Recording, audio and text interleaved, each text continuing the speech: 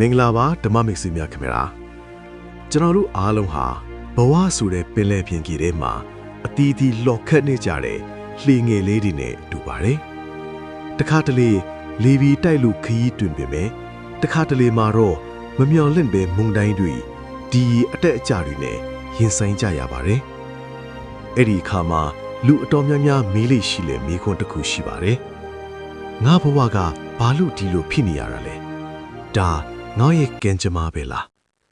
အချို့ကလည်းလက်ဖဝါဘောကလမ်းကြောင်းဒီအတိုင်းဖြစ်လာမှာပဲလို့ယုံကြည်ပြီးလက်လျှို့လိုက်ကြပါတယ်အချို့ကတော့ဂျူရီနက်ခက်တွေကငါ့ကိုဒုက္ခပေးနေတာလို့အပြစ်တင်တတ်ကြပါတယ်ဒါပေမဲ့ဒီနေ့ကျွန်တော်ပြောပြချင်တဲ့အမှန်တရားတစ်ခုရှိပါတယ်အဲ့ဒါကတော့နက်ခက်တာယာတွေကတင့်ဘဝလမ်းကြောင်းကိုအရေးအယောင်ပြနိုင်ရုံသာရှိပြီးတကယ်တမ်းရှောင်လန်းရမှာကတော့တင်းရဲ့ခြေထောက်တွေပဲဖြစ်တယ်ဆိုတာပါပဲလူအတော်များများကကန်ဆိုတာကိုပြောင်းလဲလို့မရတဲ့ foundation တစ်ခုလို့ထင်နေကြပါတယ်ဒါပေမဲ့ဗုဒ္ဓဘာသာရဲ့အလိုအရရောတင့်ပန်နီးကြအမြင်အရရောကန်ဆိုတာဟာအကြောင်းတရားနဲ့အကျိုးတရားသာထက်ပါတယ်သိပ္ပံပညာရှင်နျူတန်နဲ့နီးယားမှာတက်ရောက်မှုတိုင်းမှာတူညီရေးတွန့်ပြန်မှုရှိတယ်လို့ဆိုတယ်လို့ပါပဲကျွန်တော်တို့လုပ်လိုက်တဲ့လုပ်ရတဲ့ဟာစကြဝဠာတွေကိုစွမ်းအင်တစ်ခုလွတ်တင်လိုက်တာဖြစ်ပြီးအဲ့ဒီစွမ်းအင်ကကိုယ့်စီကိုပဲတနေ့မှပြန်လာတာပါဒါကြောင့်ကန်ဆိုတာအဖေကနေရောက်လာတာမဟုတ်ပါဘူးကန်ဆိုတာတင်ကိုယ်တိုင်ပြုလုပ်မှုပါပဲတင်းရဲ့အတေကလုပ်ရက်တွေကတင်းရဲ့လက်ရှိဘဝကိုဖန်တီးခဲ့တာမှန်ပေမဲ့တင်းရဲ့လက်ရှိလုပ်ရက်တွေကတော့တင်းရဲ့အနာဂတ်ကိုဖန်တီးနေတာဖြစ်ပါတယ်ကျွန်တော်ကိုဘေဒင်ဆရာကဒီနှစ်ထက်ဒုက္ခရောက်မယ်လို့ဟောတယ်ဒါပေမဲ့ဘာလို့ဘာမှမဖြစ်ပဲအောင်မြင်နေရတာလဲဆိုတဲ့မေးခွန်းမျိုးရှိတတ်ပါတယ်ဒါဟာတင့်ငယ်ကံကပိုအားကောင်းလို့ဖြစ်နိုင်ပါတယ်မိုးလေဝသဌာနကမနက်ဖြန်မိုးရွာမယ်လို့ခန့်မှန်းတဲ့အခါတင်ကထိုင်ပြီးမိုးဆူခံမလားဒါမှမဟုတ်ထီးယူသွားမလားဆိုတာတင်းရဲ့ရွေးချယ်မှုပါအကယ်၍တင်ကတတိတရားရှိရှိနဲ့ကုသိုလ်တရားတွေပွားများတဲ့ကြိုးစားအားထုတ်မှုတွေတိုးမြင့်လိုက်တဲ့ဆိုရင်အဲ့ဒီတတိနဲ့ဝရိယကဟောကိန်းတွေကိုကြော်လွားသွားစေပါတယ်ဟောကိန်းဆိုတာဇက်ညွန်းတစ်ခုပါဖြစ်ပြီးတင်ကတော့အဲ့ဒီဇက်လန်းကိုပြင်ရေးနိုင်တဲ့ director ဖြစ်ပါတယ်ကျွန်တော်တို့လူသားတွေမှားတတ်တဲ့အချက်ကအတိတ်ကံကိုပဲထိုင်ပြီးအဖြစ်တင်နေတာပါ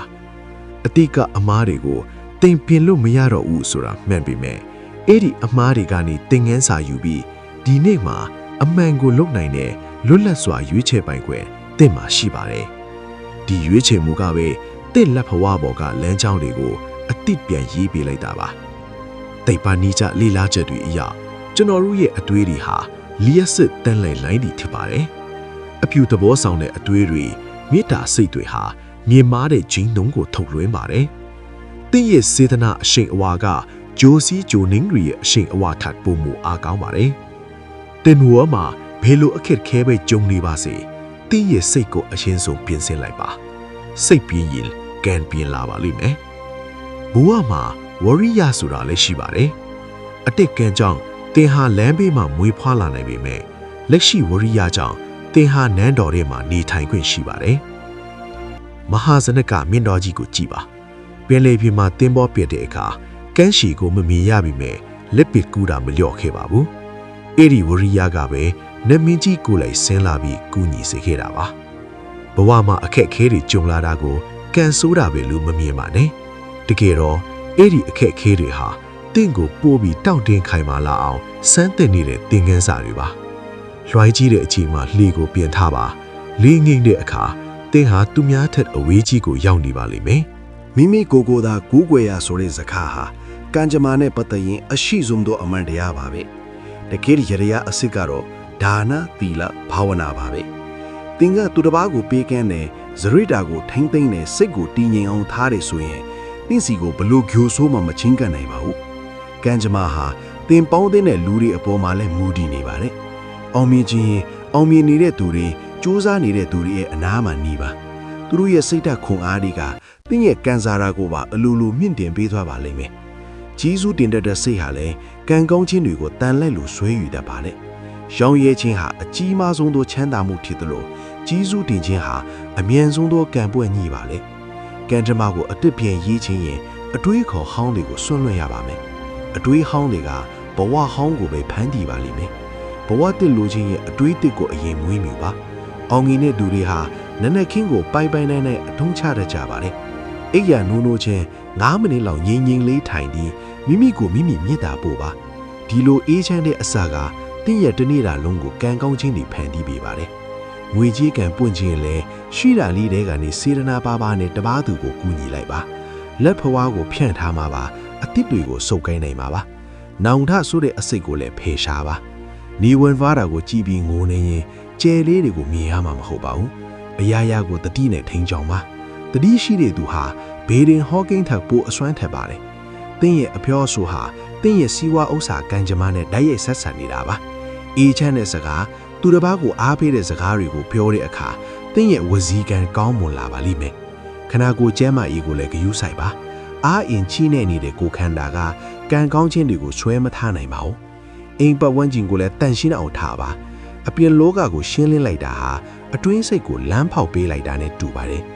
သူကဘာအပေါ်ကိုချင်းစာစိတ်မွေးမြူပါမိတ်ကောင်းဆွေကောင်းရလို့လျင်မိမိကိုယ်တိုင်ကမိတ်ကောင်းဆွေကောင်းအရင်ဖြစ်အောင်ကြိုးစားပါမိမိဘဝရဲ့ရည်ရွယ်ချက်ကိုရှာဖွေပါမိမိလမ်းကိုမိမိတည်သူအတွက်လေဦးကတိုက်တိုက်လေနှုတ်ကတိုက်တိုက်ခီရီရောက်မြဲဖြစ်ပါတယ်တဲခံခြင်းသည်ကံကြမ္မာကိုအနိုင်ယူဖို့လက်နက်ဖြစ်ပါတယ်အဆိုးဆုံးအချိန်မှာတီတီငင်ငင်နဲ့ကြော်ဖြတ်နိုင်သူဟာကံကြမ္မာရဲ့ဒဏ်ခတ်မှုကိုအောင်မြင်စွာကျော်လွှားနိုင်သူဖြစ်ပါတယ်အောင်မြင်လာတဲ့အခါမှာလည်းနှိမ့်ချမှုကိုလက်မလွတ်ပါနဲ့အတီးအနှံတွေပြေဝနေတဲ့တစ်ခွိုင်းဟာမြေပြင်စီကိုပိုပြီးညှို့ကွိုင်းနေတတ်ပါတယ်ဆုံရှုံမှုတွေကြုံလာရင်လည်းပိုကောင်းတဲ့အရာတစ်ခုပေးဖို့နေရာလွတ်ဖန်တီးလိုက်တာလို့မှတ်ယူပါတကားတစ်ချက်ပိတ်သွားရင်နောက်ထပ်တကားတစ်ချက်ပွက်လာစမြဲပါအများအကျိုးကိုလည်းထည့်ဖို့ပါမီးရိုက်မြစောကိုထိုးကြီးတဲ့မီးရိုက်ဟာသူ့ရဲ့အလင်းရောင်ကိုဘယ်တော့မှဆုံးရှုံးသွားမှာမဟုတ်ပါဘူးမိမိကိုမိမိယုံကြည်ပါသင်ဟာသင်ဖြစ်နိုင်တဲ့လူယုံကြည်တဲ့အတိုင်းဖြစ်လာမယ့်သူဖြစ်ပါလေ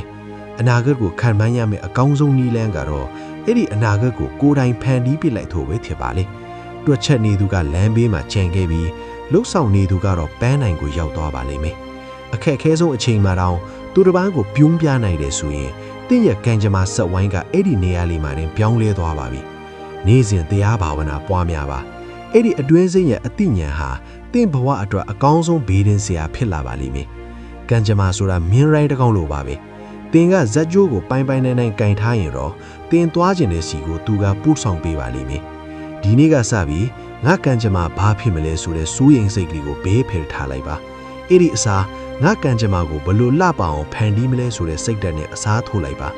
တင်းရဲ့ကံကြမ္မာဟာနက္ခတ္တရာတွေမှာမရှိပါဘူးတင်းရဲ့ဆုံးဖြတ်ချက်တွေထဲမှာတင်းရဲ့ကြိုးစားအားထုတ်မှုတွေထဲမှာနဲ့တင်းရဲ့စေတနာတွေထဲမှာပဲရှိပါတယ်ကဘာသူကဘာသားဟပောင်းမိမိတို့ရဲ့ကံကြမ္မာကိုမိမိတို့ကိုယ်တိုင်လှပစွာဖန်တီးနိုင်ပြီးအေးချမ်းသာယာသောဘဝတွေကိုပိုင်ဆိုင်နိုင်ကြပါစေ